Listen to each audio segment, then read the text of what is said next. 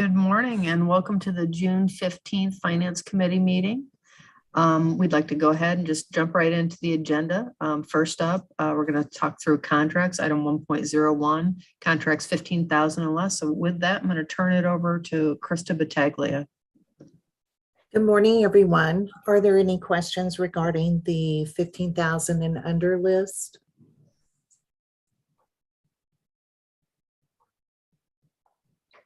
Okay.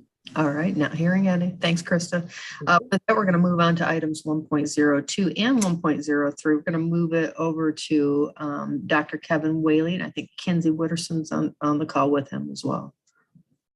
Actually, Kinsey's not on this morning. Oh, okay. Sorry. He was super helpful while I was out of town last week. She helped coordinate getting the submittal done for the board. So that's how her name probably got pulled into this. So this is our 1.02 is our annual computer replacement. And so up until I would say last year, we used to replace Mac computers every 4 years. We found, and these are basically in our publications labs, our video broadcasting labs, some of those higher end needs. So for instance, when you need to use Adobe to produce video, or yearbook teams need to produce, documents, publications, things like that. That's why we have Macs, primarily our secondary schools. So we used to replace these every 4 years, and we found that we can, in a lot of cases, run them out to about 6 years. So that makes the overall cost per year obviously go down. Typically, Apple computers last quite a bit longer than a PC does, simply just because how their operating system is set up to update and things like that. So these are for 26 STA Macs, 6 at Lee Summit West, and 3 at Lee Summit High School. Does anybody have any questions on that?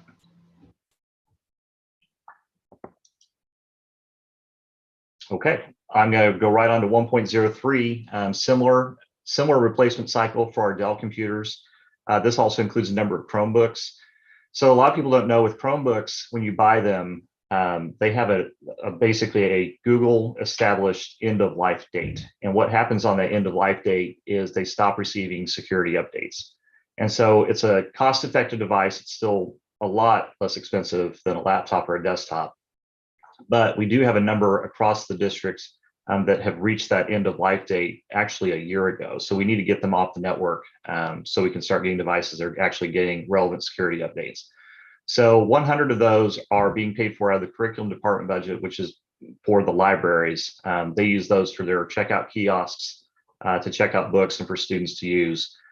There's just over 400 Chromebooks that need to be replaced that are in the hands of paraprofessionals, custodial, and other ancillary staff that doesn't have a Dell laptop or a desktop. And then the remaining quote is just to replace desktops and laptops that are at their end of life that need to go. Does anybody have any questions on that?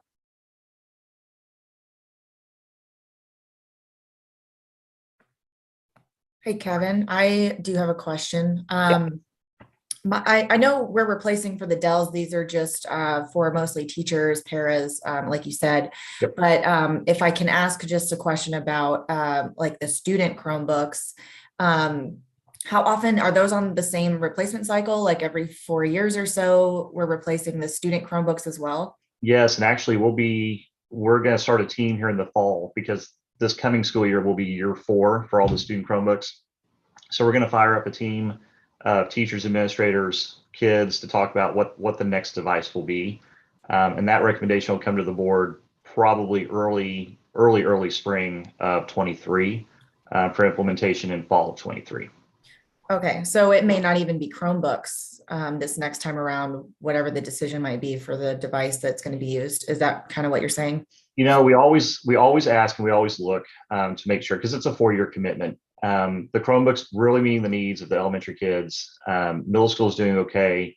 There are some high school kids that wish they had a full functioning laptop, but there's also going to be cost involved in that too. And so we always reach out. We always run a team to do our due diligence to see what that needs to be. Okay. One last question. So I can't remember, do we give Chromebooks to kindergarten and first grade, or Yes. The entire student body gets them? K through 12, yes. Okay. That's kind of what I thought, but it was a little while since that. So, okay. That answers my question then. Thank you. All right. Thanks, Dr. Whaley. All right. With that, we're going to move on to item 1.04. Summit Litho, and Krista Battaglia.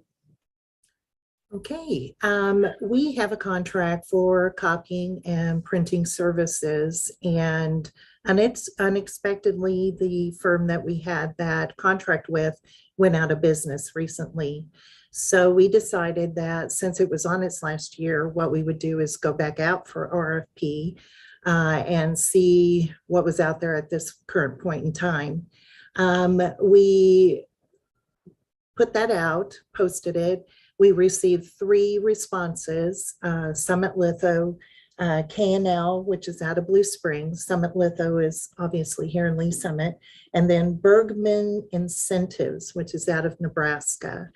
You know, we have a committee that looked over those proposals and decided that for the everyday needs, which are stationery envelopes, business cards, those sort of things, that Summit Litho was going to be our best value.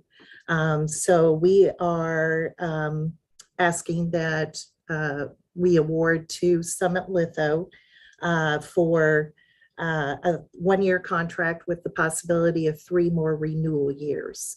One of the good things that's with Summit Litho is that all of our staff was used to having an online ordering system with, you know, the vendor that went out of business. And Summit Litho, through our talks and our negotiations, is also going to provide that service for all of our staff. So the way that they were used to ordering with the previous firm is going to continue with Summit Litho. So we're really excited about that. That helps our staff a lot. They don't spend a lot of time, you know, trying to do ordering some other cumbersome way. It's just online, click of a button, and then the envelopes and the business cards show up. So are there any questions?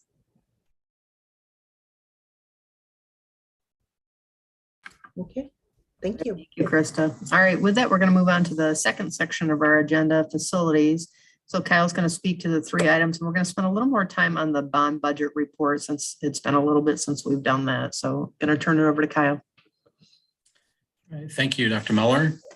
Got 2 items today that are fairly routine for us. They are renewable contracts.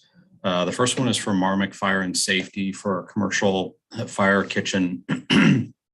The hoods that have to be inspected twice a year. And this is a contract that goes through nutrition services to pay for.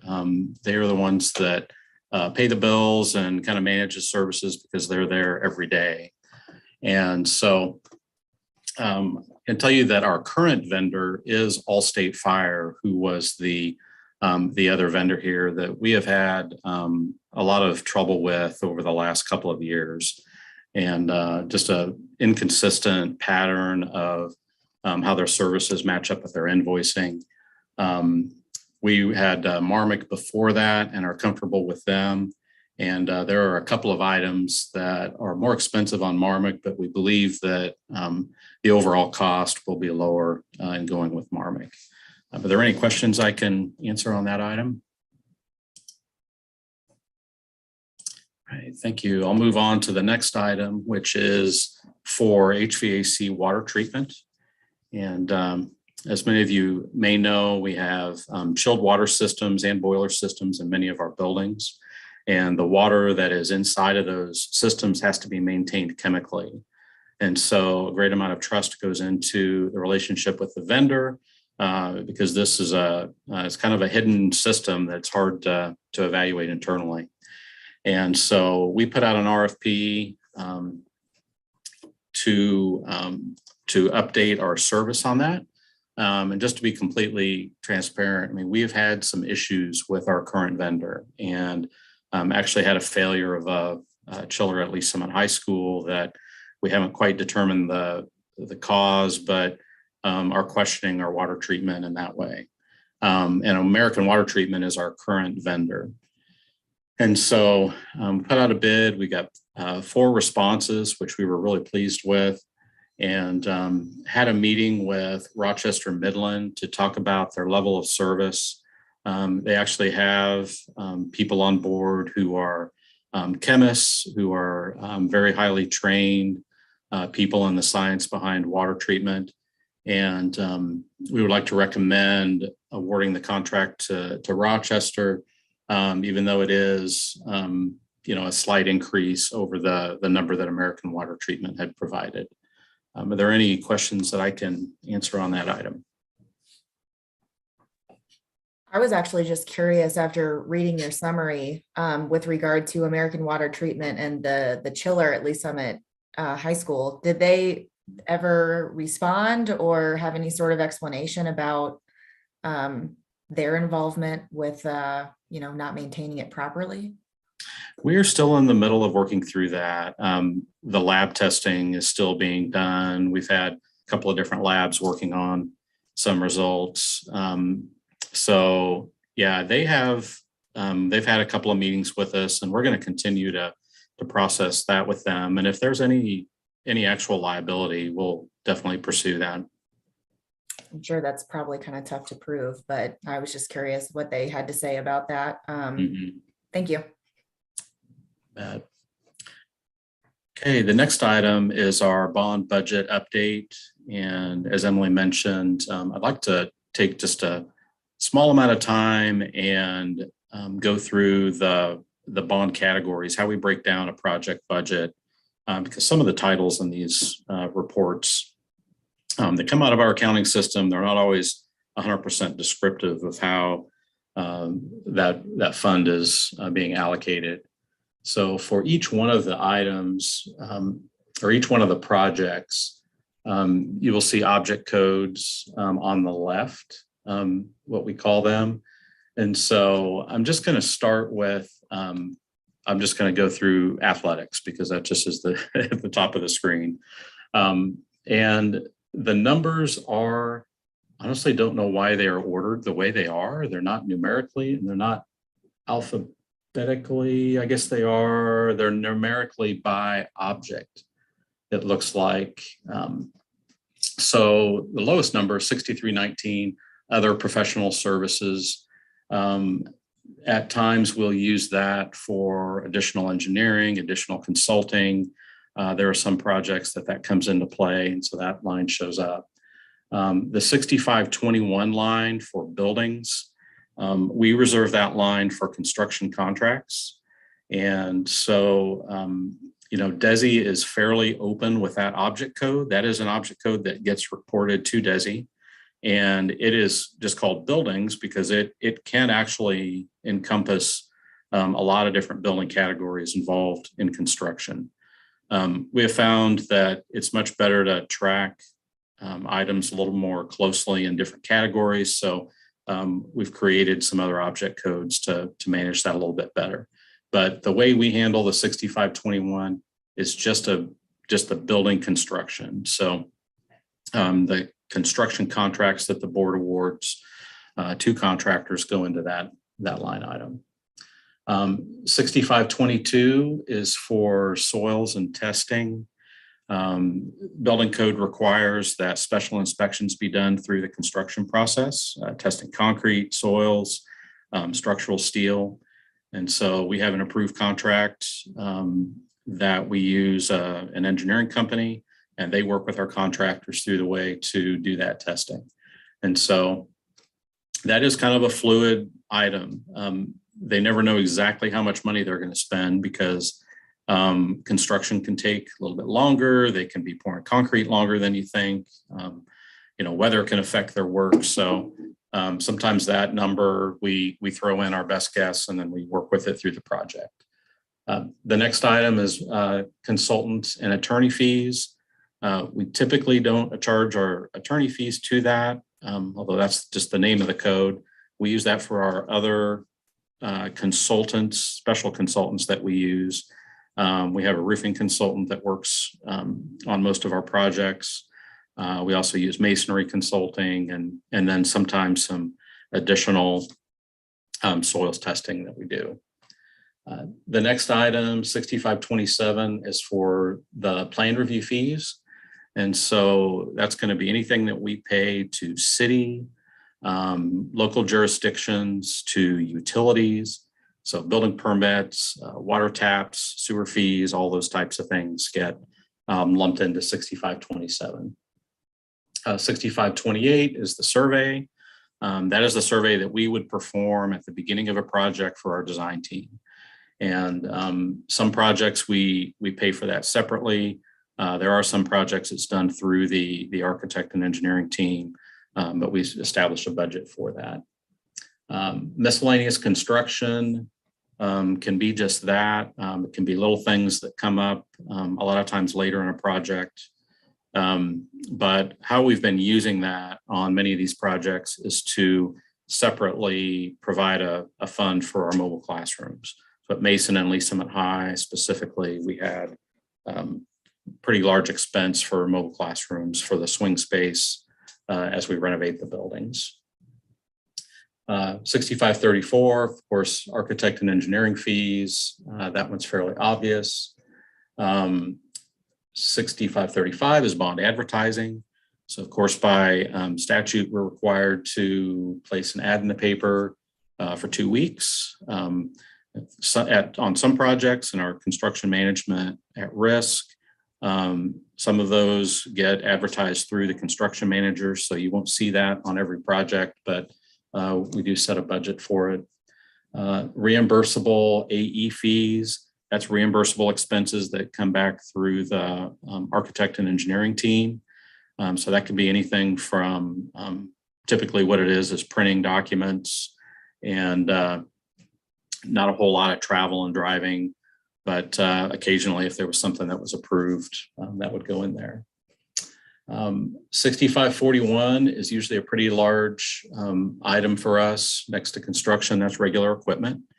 So across the district, 6541 is the furniture, fixture, and equipment funding code. And so that's where we buy all of the pieces and parts that fill the building at the end. Similar to that, there is a 6543, the technology hardware. So that would be technology's equipment line. And so Kevin and Kinsey and Tony Dixon, their team, they manage those budgets on the bond projects and buy the instructional technology and infrastructure for the projects out of that line. And then finally, 6592 is the bond contingency. That is a contingency that is just the districts. The confusing thing about these projects is that the method of project delivery influences where the contingency is kept.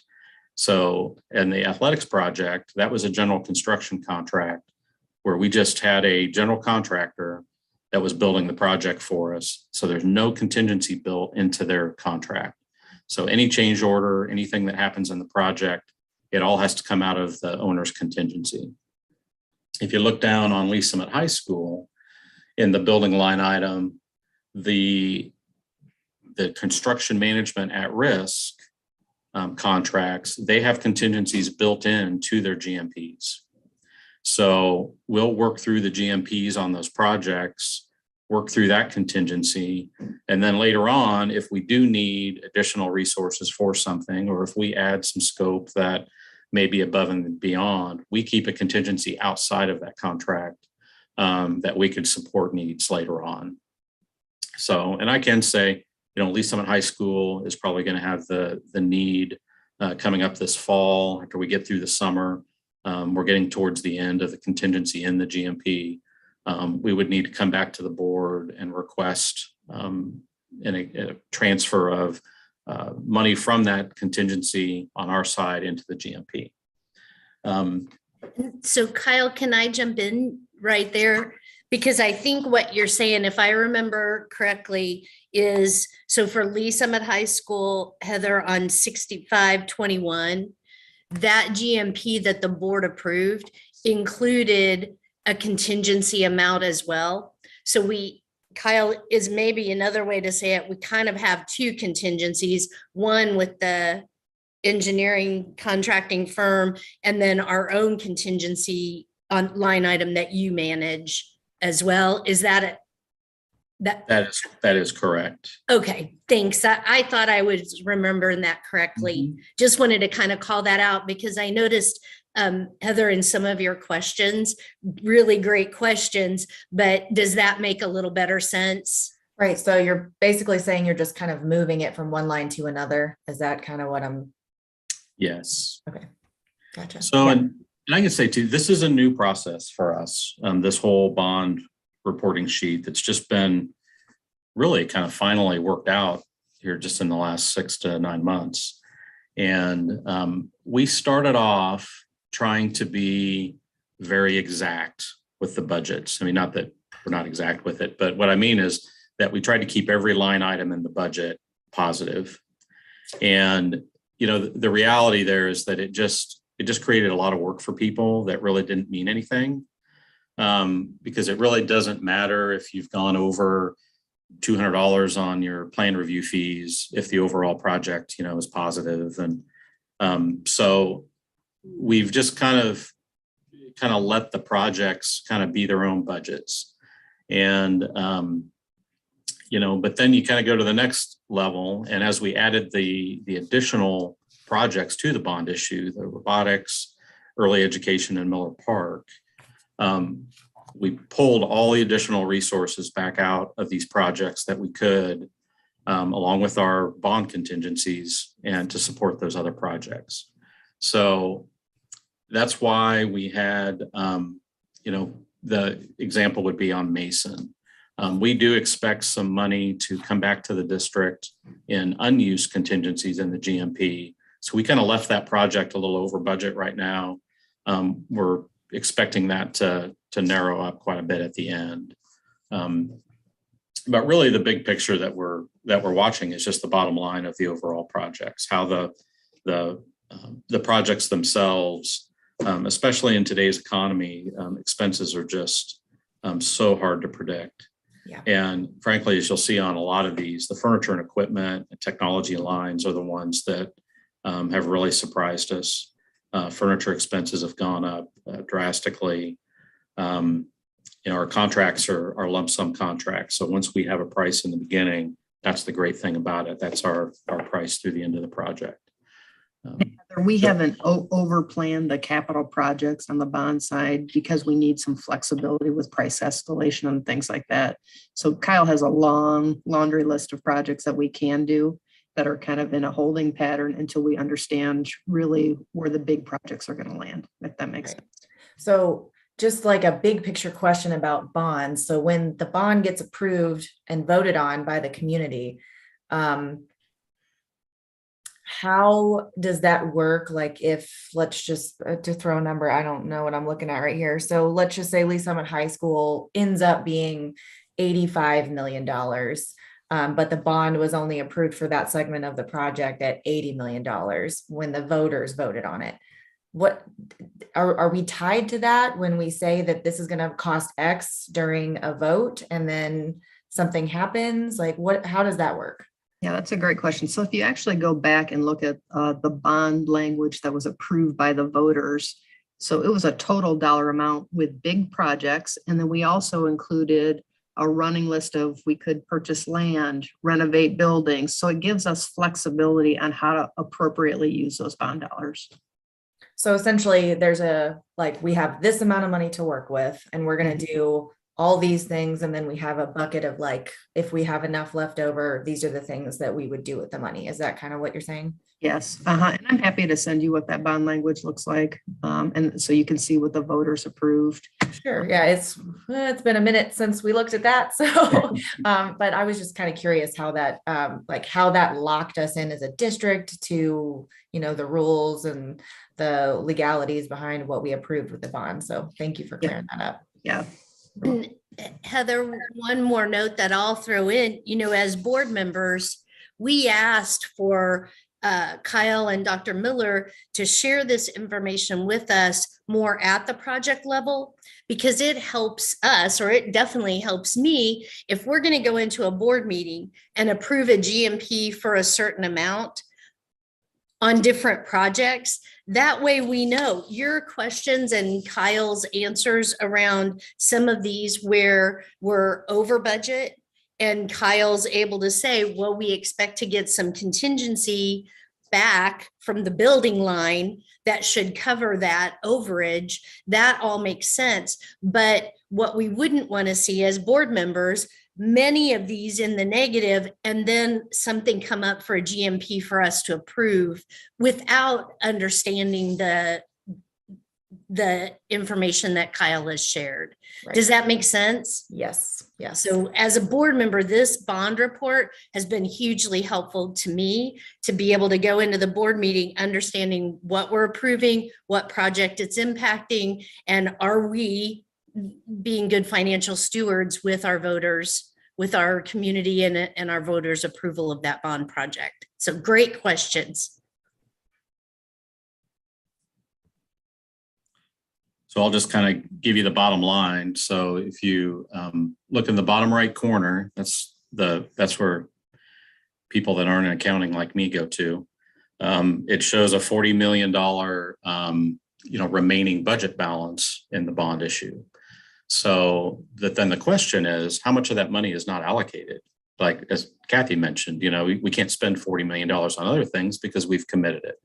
So you look, that's where I just have to, be aware and know what is there committed. And so obviously we look at our new projects that are on there. There's, about $7.5 million for robotics and construction. There's the money for early education. There's the Miller Park money.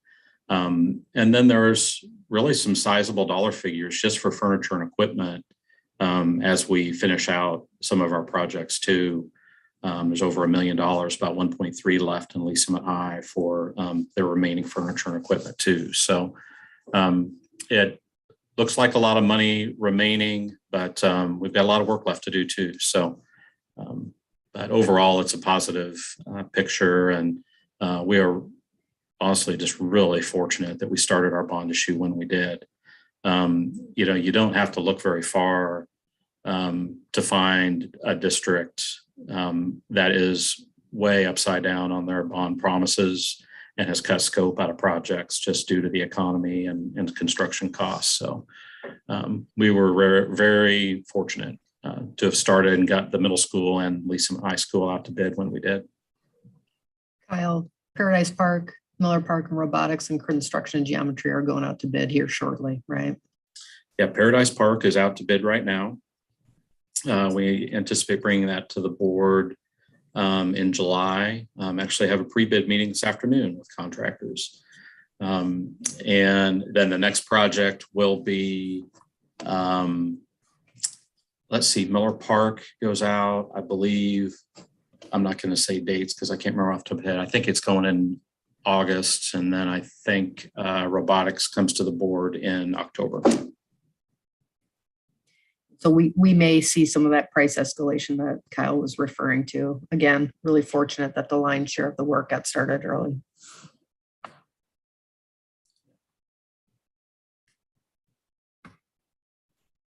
Kyle, anything else on the bond budget summary?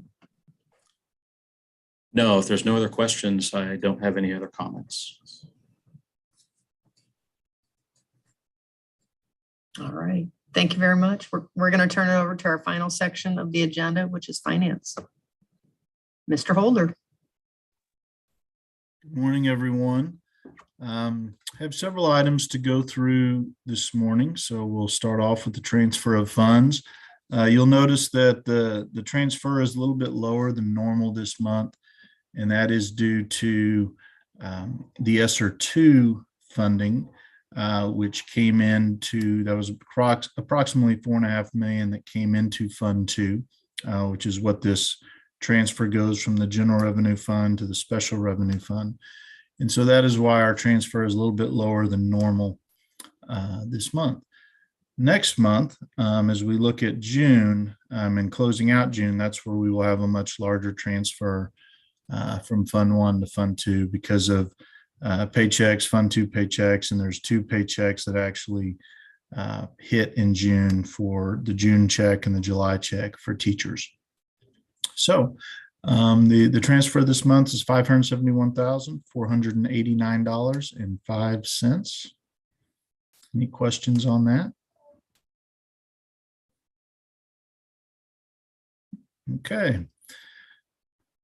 So looking at the month of May, we can start with the revenue and expense report. And what you see there is kind of a little bit of a preview of, particularly in the revenue section, of what the budget amendment will look like for this fiscal year. Starting at the top left corner, you'll notice that our Fund 1 operating fund revenue has exceeded our budget, which is a positive for this year. In the special revenue fund, Fund 2, we are, if you track 11 out of 12 months, we're a little bit behind. However, there is a reason for that. Our Prop C payment, which is typically between 1.5 to 1.8 million, we only received just over $300,000 this month in Prop C. And the reason for that was because of the timing of the budget in Jefferson City and the appropriation. It was not released in time for all school districts to receive that. And in fact, Lee Summit, being one of the 10 largest school districts in the state, and so we obviously our allocation, it's based on your ADA. We actually received that $300,000 the last day of the month in May. But we will get not only the rest of May and June, but we'll get our June allocation as well. And that will actually be even a little bit higher than anticipated because of the allocation that the legislature made to approve. That is a result, Prop C, of our strong sales tax. Throughout the state of Missouri, we're seeing levels that we've never really seen before in terms of sales tax collection. So in terms of the school budget, that's a good thing for us. So we will definitely go over in special revenue fund and what was budgeted. Same for debt service. And that is, we'll make an amendment that will reflect what we expect to receive from our debt service fund bond as well. Part of that is strong interest rates. We're beginning to see that impact some of our funds, especially in a positive way from a budgeting standpoint. And then the capital projects fund is the only fund that we will actually likely not meet our estimated revenue budget. We still have some technical education Fund 4 revenue that we may receive in June. But I have lowered that amount just slightly, and you'll see that in the budget amendment. But big picture, very, very close. We'll finish very close to the original budget. Moving over to the Nutrition Services Fund, just would like to point out there, again, this has kind of been a common theme at least a few times this year. The state did not release it's actually the April payment because you're always a month behind with food service. So we did not receive that until the second week of June. And so that is approximately just under 1.8 million, which is a significant amount. We will have already received that, but it's not reflected on this report because we didn't receive it in May. And then we will receive an additional just over 1 million for our May food service reimbursement. So as you can tell there, it will be a very healthy balance for revenue in the Nutrition Services Fund. Our activity, Lee Summit Education Foundation, there will be a little bit more activity in that in June, but as you can imagine, now that school's out, that slows down a little bit in June. So we'll see a little bit more revenue there. And then before and after school services, again, we've exceeded the budget there. And part of that is due to the PPP funds that we've been able to receive for staying open last year. And but we'll see a little bit more revenue come into that as well. So then moving down to the expense side, we will be amending the operating fund, special revenue fund, debt service, and nutrition services. And really that nutrition services activity in the BAS all falls under restricted funds. So when we make our amendment, those three collapse into one with the expenditures. But the operating fund will just go up slightly. And as you can see, we're pretty much on track there at 87.67%. We only have a month left, but part of our, mainly our non-exempt paraprofessionals, food service, some of our BASS employees, they actually receive summer checks as well that all get cut in June. And so that's why we need to stay a little bit under there, because it's not actually just 1 month worth of expenses. It's a little bit more than that when you look at the total budget. Same for the special revenue fund. That will be going up just slightly as well. And part of that's just to make sure that we can maintain a cushion for next year. I'm sorry, for the end of this fiscal year. So then if we look over to the Nutrition Services Fund, that's the one area, and I've been previewing this for a couple months. We knew that we would go over the FY22 estimated budget. So we will be amending that to make sure that we reflect that accurately. Now, obviously, food costs are going to go down significantly in the month of June. We will have some for summer school, but nothing on the scale that we have during the regular school year. But our employee expenses pretty much stay steady because of those summer checks that will be cut in June. But overall, our restricted budget, expense budget, will go up, and that will be reflected in our 21-22 amendment. So looking at the bottom right, I think if we look at the comparisons to last year, they definitely tell a story in each of our restricted funds. You can see where we ended up May, 1 year ago at the end of May, and we were in the hole almost $300,000. Now we are almost 1.4 million to the good, and keep in mind it really should be 3.2, almost 3.2, because we didn't receive the food service payment in May. And activity and our Lee Summit Education Foundation, again, a lot of that is a reflection of we were in school 5 days a week, normal activities going on at all of our buildings. And so we had a lot more activity than we did last year in the activity funds. And then our before and after school services, as you can see, we've made significant progress there. At this point last year, we were just under $1.3 million in negative, but now we are approaching back to a break even there. So, and we'll continue to monitor that next year as we go forward. And then looking over at the bottom left, the main item there is, a comparison to last year, actual fund balance, very healthy in comparison to where we were sitting at this time last year. And that is definitely reflected in, will be reflected in our end of the year amendment. So any questions on that? Okay. The next item is our investment report. And there's not a lot of really, there's no activity to report. Our next maturity is actually July 5th that you'll see there. But if you actually want to, if you'll scroll down to the bottom, thank you, that's good, right there. You'll notice our liquid rates, 0.63, 0.61. That was at the end of May. Those are now over 0.7%. As you know, listening to the news today, there's a Fed meeting, and some of the predictions are 0.75 percentage point, which would be the highest rate hike, I believe, since 1994.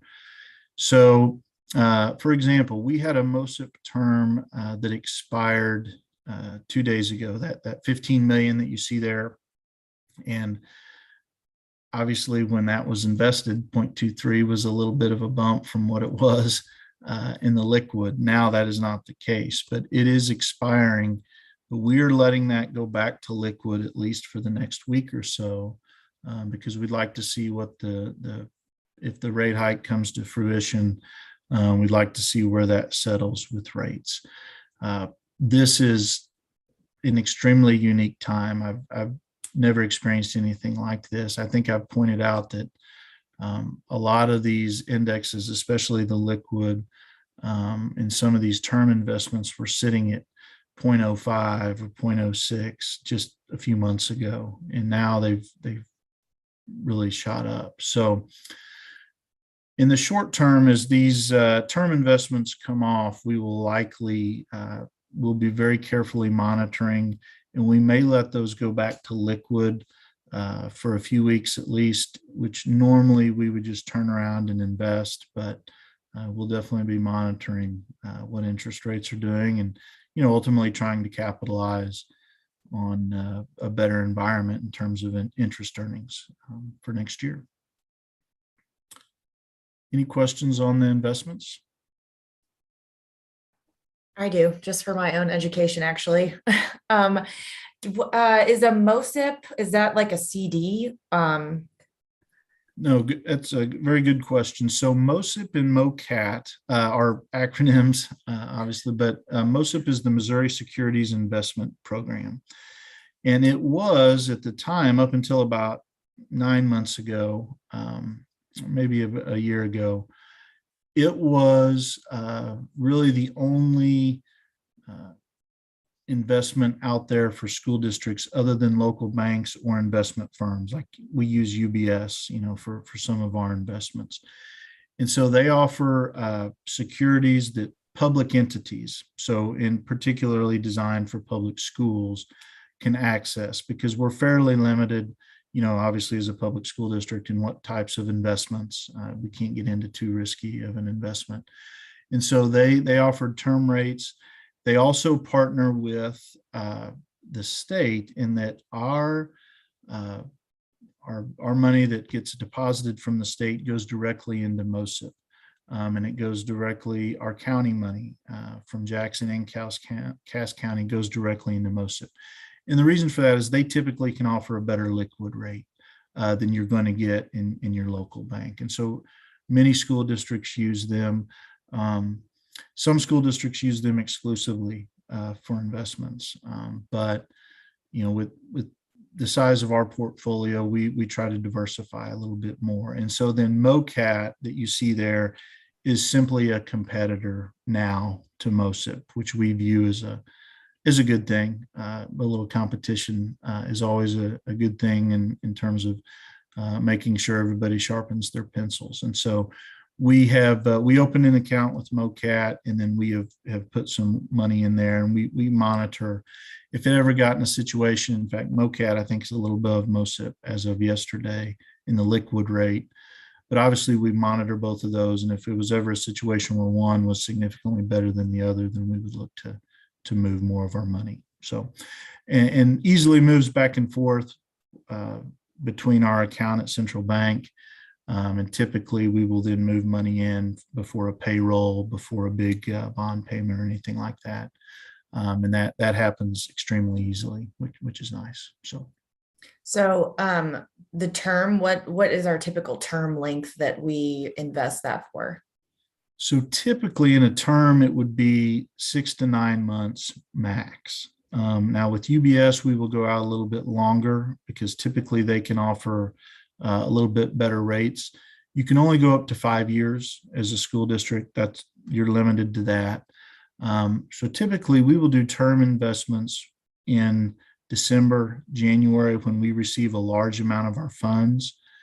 And because we are majority local funded, what that means is our balances from a high point in January will dwindle down until December, because we receive the bulk of our local money in December and January. And so that's why the term investments are typically for that short time period, because we just want to make sure that we have that money available as liquid if we need it. And so UBS is more of the long-term investment. With MOSIP and MOCAT, it's more, let's try to earn more interest in a short period of time. So the term is always a little bit more than the liquid is going to be. Mm-hmm. And so the length is really dependent on when we think we would need that money to be available in a liquid term. And, generally we're probably overly conservative with that. But, we don't ever want to be in a situation where we're having to pull money out of a term investment to make payroll. Thank you. Okay. And then the last item is the balance sheet. And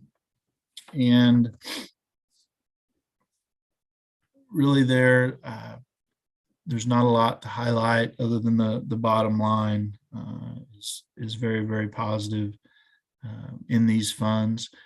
I would mention the capital projects fund. You notice the balance there. And so when we recommend a transfer at the end of the year, that's part of what will build that fund back up. Currently it's at $6.5 million. And there's some more expenses that have come in since the end of May. But that transfer is what we use to try to build that back up to the starting fund balance was 10.1, and our recommendation is actually to go a little bit higher this year with that.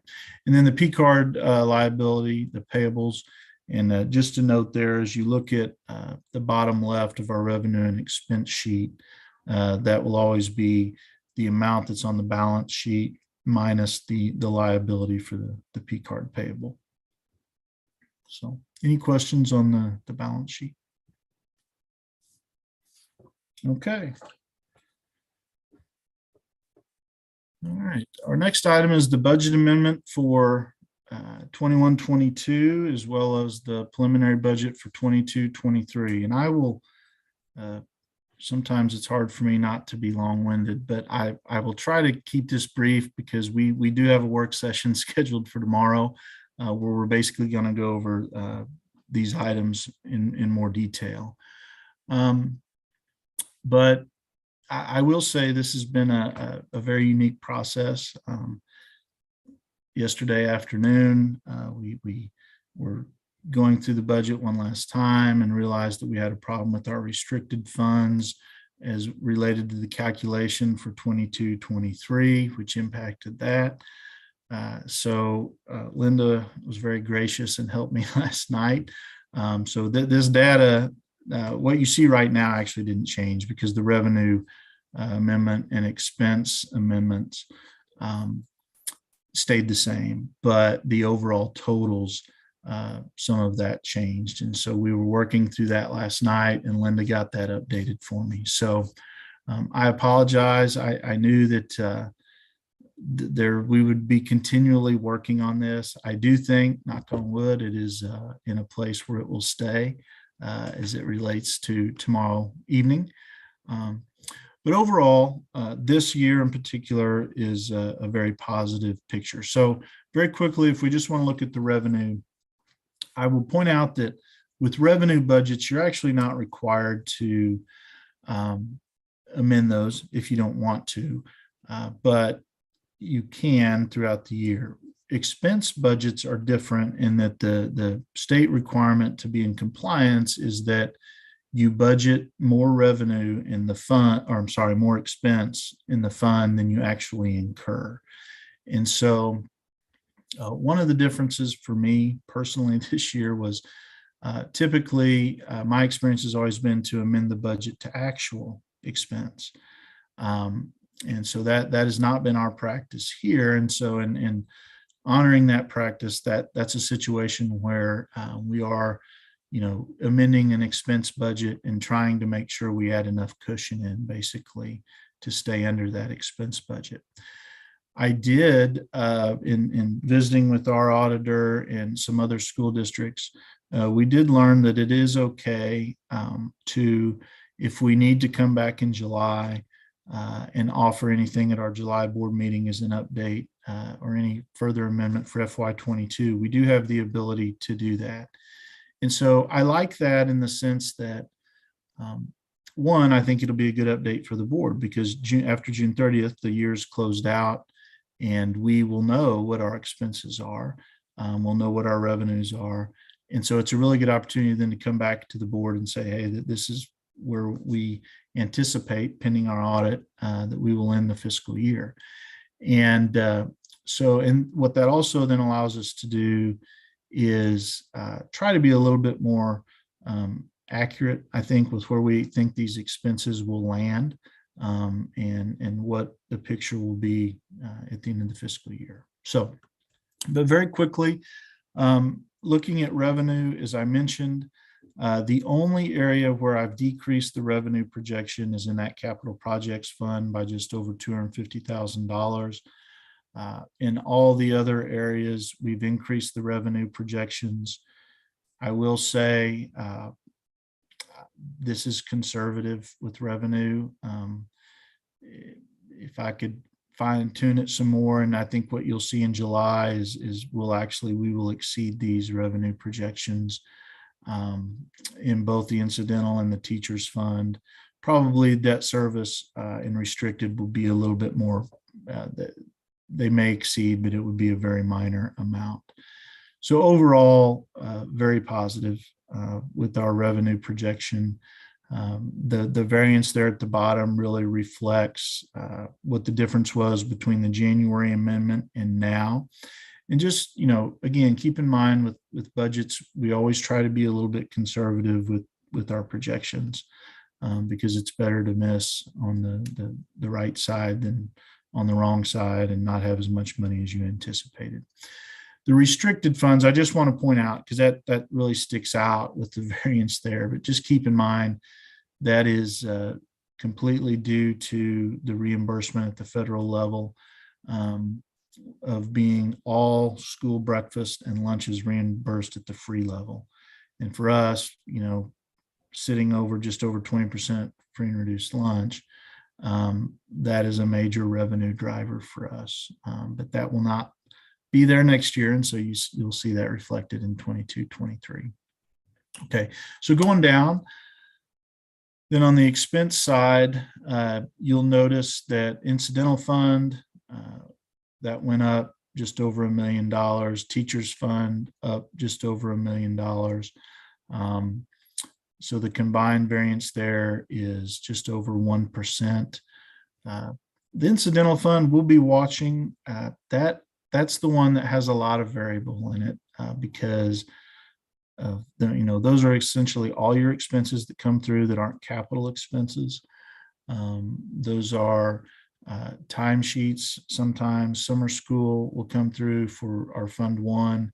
And so it's a little bit harder to predict that. So that is probably a pretty tight expense projection, I would say, in the incidental fund. There's a good chance we'll still stay under it, but that is something that we could come back in July with the actual amount. The teachers fund, really just a conservative projection there to raise that just over $1 million. At this point, we feel pretty confident in that. Capital projects, we left that the same. We anticipate that will be close, but we anticipate coming in under that. Bond, sorry, let me go from left to right. Debt service, again, just went up slightly there. And those are really all set, but with some of the refunding that we did in November and December, we just adjusted that to reflect the accurate amount. And then restricted went up, and typically that is, again, the volume that we were doing, and particularly in our food service, caused those amounts to go higher. And obviously the cost of food has changed quite a bit from August to now. Moving over to the right, our bond fund, just to highlight, I left that the same. We will not spend that amount, but we will be over 100 million in our bond expenditures. But that also allows us, because that comes through Fund 4, that gives us a little bit of cushion in our capital projects expenses. So, Hannah, if you want to click on the one pager real quick.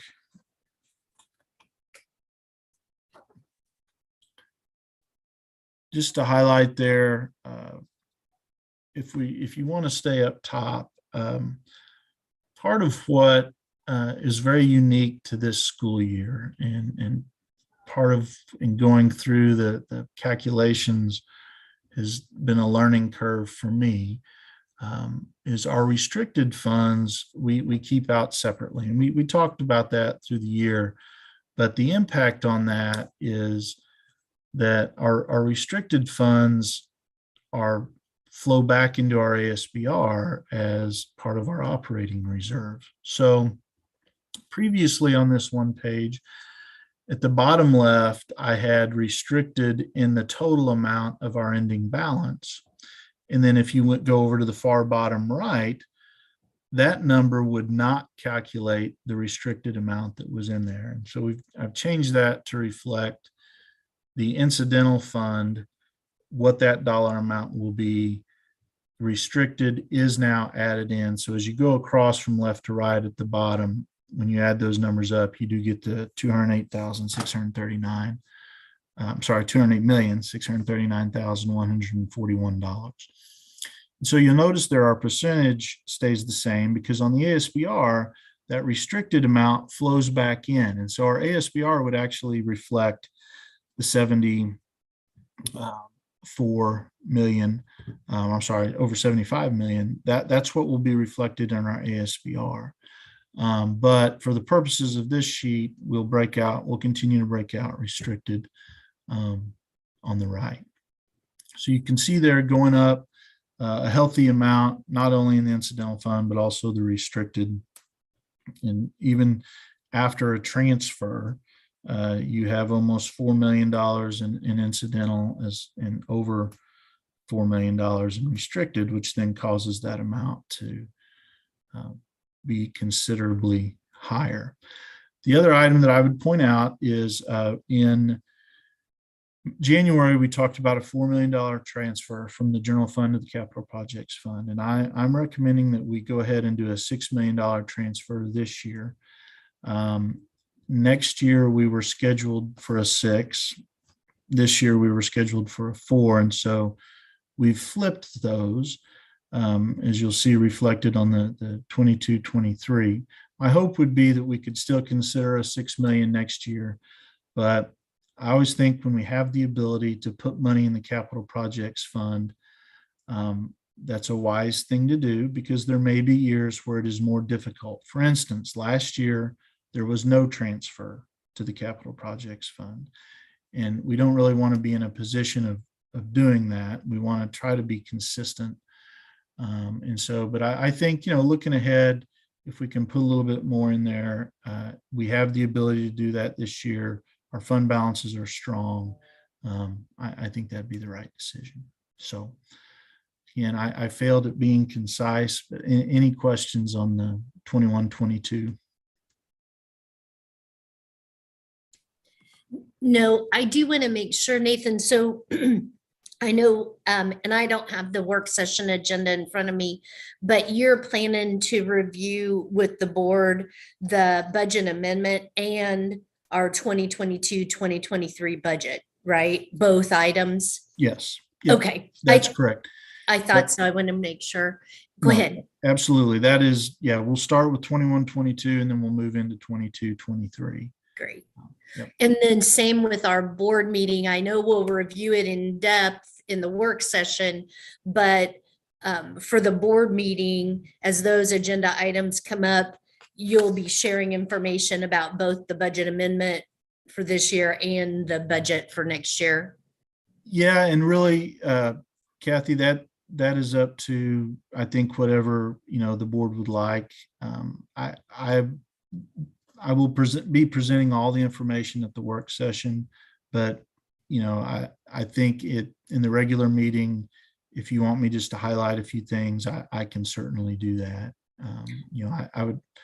I don't want to take up a lot of time going through the presentation again, but I'm open to whatever you all would like. Great, thank you. Mm-hmm. All right. So 22-23, the preliminary budget.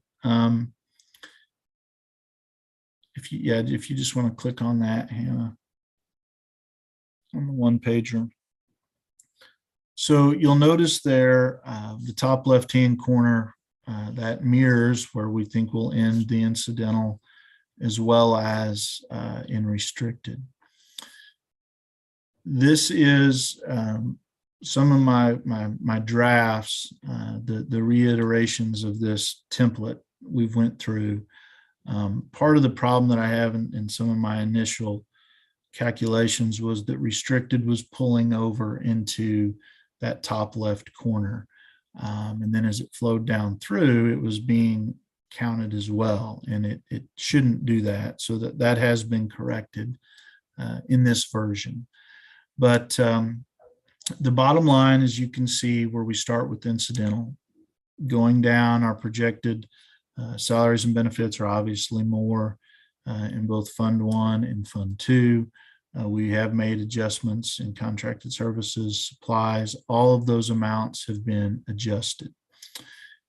Going over to the right under restricted, you'll notice local, the estimate there is $10 million, and that's conservative.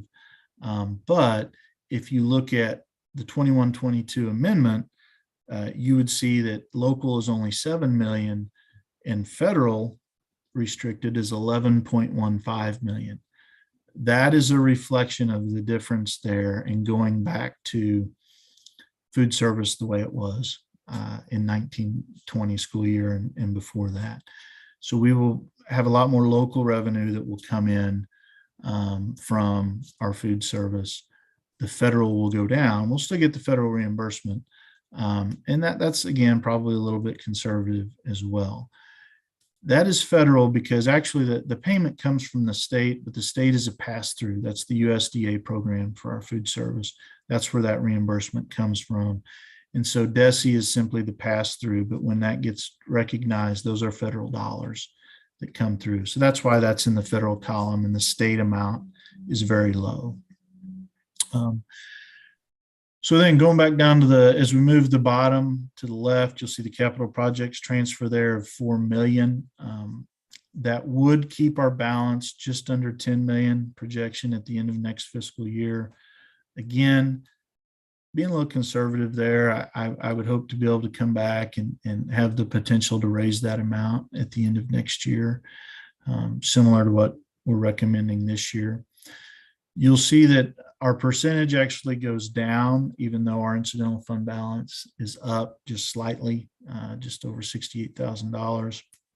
The reason for that is that's a reflection of the reserve that you have versus the expenses in Fund 1 and Fund 2. So that calculation, even though the dollar amount goes up, that percentage will go down slightly if on a percentage basis you're not keeping pace with that. And so, certainly that for next year, that's keeping a flat budget. Again, we would hope that picture will improve as we go through the year. Certainly not alarming, but as we monitor this, that's something that we would just want to make sure we don't see a trend of a 1 or 2 or 3% drop in any fiscal year as we make these budgets. Restricted drops a little bit. That is, again, being a little conservative at this point and not, it's been over 2 years now since we've had a normal food service operation. And so just being a little bit conservative in our estimates there. We may not decrease at all in restricted by the time we get to June of 2023. But right now we are reflecting in deficit. And just keep in mind that on the ASBR, again, that restricted amount flows into the incidental amount and it's reflected as a total dollar there. So the 70.8 million plus the 2.9 million would be what our actual ASBR balance is. Last thing I'll mention is our bond. I zeroed that out, as you can tell. Kyle would love if that was actually the case and we were completely done with our bond projects next June.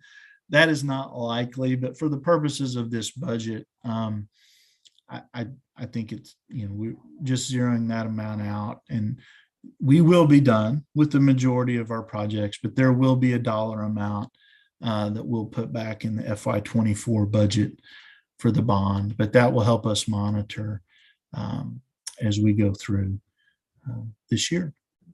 And that bond starting balance is a reflection of leaving the 129 million as our budgeted expenditure in FY21-22. So when we come back with an amendment in October, we would likely, that bond amount will go up because we will have more than 80.2 million in there. All right. Any questions on 22-23? Maybe you already answered this, and sorry if I have my kids coming in and out. I'm really sorry. So if you already said this, I apologize. Under the bond revenue, that $75,000 in local, is that tax revenue, or where is that 75,000 coming from? Good question. That's just interest.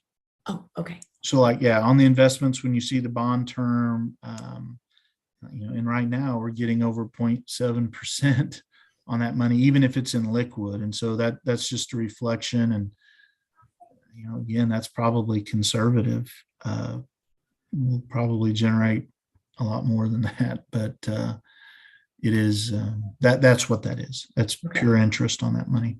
All right. You have to be a little bit careful there because we borrowed this money at such a good interest rate that by law, you cannot earn more interest on these funds than your net interest rate that you're paying. And because our net interest rate was like 2.3%, which was unheard of for that length of a bond, we're actually in a situation that we will monitor that, which we do the arbitrage calculations that help with that, but we'll actually be in a very unique situation of actually making sure that we don't make money on that, which is not allowed. You can't make more than the rate that you're paying. So if we earn money on the interest for the bonds, does that then go back to pay them down? Like, what is that, how that works? No, that money is set. So the debt service is where we pay the bonds. I'm sorry. Yeah. That's where the debt service is a dedicated fund to pay our debt schedule. And we do earn interest in there as well. And that any interest that we earn in debt service would help with that. The bond fund, any interest we earn there actually then increases the amount that we have available to spend on the projects. And so with the $260 million total, then there is a little bit of interest factored into that already. But at the end of the day, as we go through, the final bond budget would reflect everything that we've earned in that bond fund and then every dollar that we spent. And then the goal is always to zero that out at the end. So Nathan, if it's okay, I'll jump in. Heather, that's where Dr. Miller and Kyle were able to come to us last year and say, due to the investments and the money available within the bond, we'll be able to look at some additional projects. And that's where Miller Park came in. That's where the construction geometry facilities, the robotics, those were all additional things that Dr. Miller and Kyle were able to bring to the board to say, here's some additional things that we can bring to our students. And that was very exciting to me to see those ads. So just appreciate the great work that Nathan and his team do in being very careful with the investments and the money that comes from the bonds, but also appreciate the hard work that Dr. Miller and Kyle's team do in these were the additional things that we can bring to our students as a part of that bond. So that was exciting to me. Yeah, the premium bonds really helped us with those additional projects too. Yeah. Great. Well, Board Member Eslick or Campbell, President Campbell, any other questions for our team this morning? I did have one more. I think Linda confirmed this, but I just wanted to make sure. So when we're reviewing the budget for 22-23, Nathan, you'll also be laying out the 5-year kind of the rolling. Yes. And that is actually, in working on that, Kathy, is how I discovered that I needed to make some changes to the 22-23 budget. So I appreciate that question, that I was able to discover that before the meeting. So yes, that I will have that. That'll be part of the presentation tomorrow night. Awesome. Glad to know the extra work was helpful. So But thank you for doing the extra work. I just think that helps us look out in the future with you on the financial health of our district. So thank you for doing that. Yep. Appreciate that. So, and I would like to say, Dr. Miller, I know this is your last meeting with us, and I know we'll be spending a lot of time together for the next few days, but I just want to say, as a board member, how much I appreciate all you have done. Okay, I'm going to get a little verklempt. I just appreciate how much you have done for our students, for our community throughout your years here in the district. So you've been so helpful to me as a board member, and you've done amazing things for our community and our students. And I just want to say how much that's appreciated. Thank you so much, Kathy. That means a lot. And it's just been a privilege to work with you in the district. And very excited, Steve Shelton's on the call today. So so glad he's going to be taking the lead, and you're in very good, competent, trusted hands. So please know that moving forward. Appreciate that as well. And welcome, Dr. Shelton. Thank you. Okay, everyone, with that, we will see you tomorrow for the regular business meeting. Thanks so much, everyone. Thank you. Thank you.